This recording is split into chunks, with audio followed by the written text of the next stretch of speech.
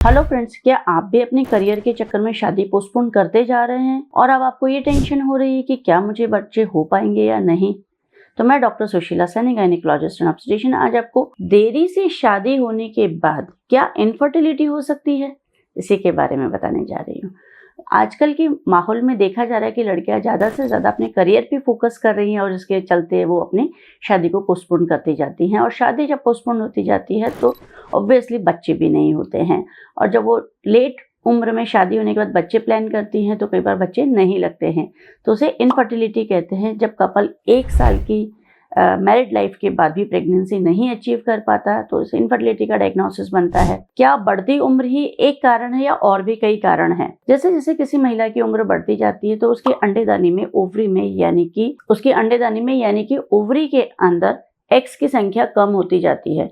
पूरे reproductive age के अंदर एक महिला 500 के करीब अंडे बनाती है। अब वो जैसे ही उसका महीना शुरू होता है उसी दिन से उसके अंडे बनना शुरू हो जाते हैं, यानी कि 13-14 साल की उम्र के बाद हर महीने एक अंडा मैच्योर होकर रप्चर होता है।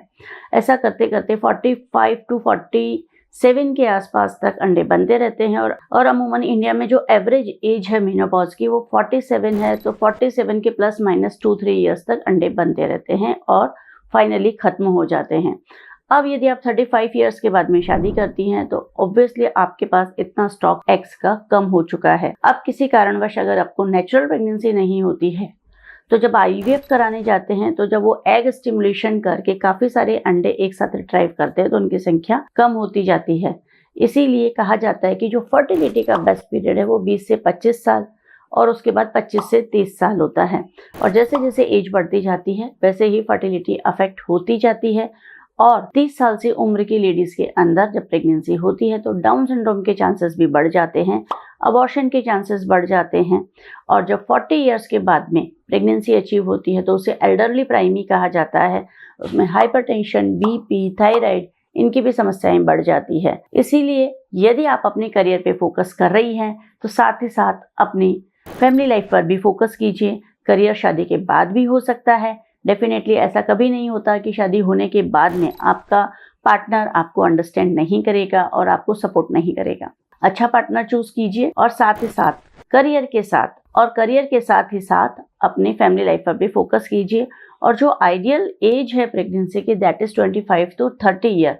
और अगर उसके बाद भी अगर आप थोड़ा और एक्सटेंड करना चाहते हैं तो 30 टू 35 ईयर्स के अंदर मैक्सिमम आप प्रेगनेंसी अचीव कर लीजिए, जिससे कि बच्चे भी टाइमली बड़े होते जाते हैं। और वो भी आपका 50 इयर्स तक जब आपकी एज होगी तो एटलीस्ट वो 15 से 20 साल के बीच की एज ग्रुप के होंगे।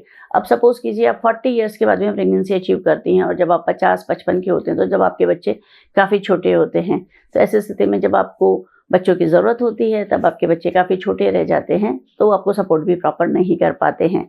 और अपनी लाइफ में भी काफ़ी कॉम्प्लिकेशंस हो जाते हैं जब आप एल्डरली प्राइमी बनती हैं या एल्डरली प्रेगनेंसी अचीव करती हैं तो अपने आप के कॉम्प्लिकेशंस भी कम रखिए, बच्चों के कॉम्प्लिकेशंस भी नहीं होंगे और आपको साथ में बच्चों का सपोर्ट भी मिलता रहेगा। Thank you.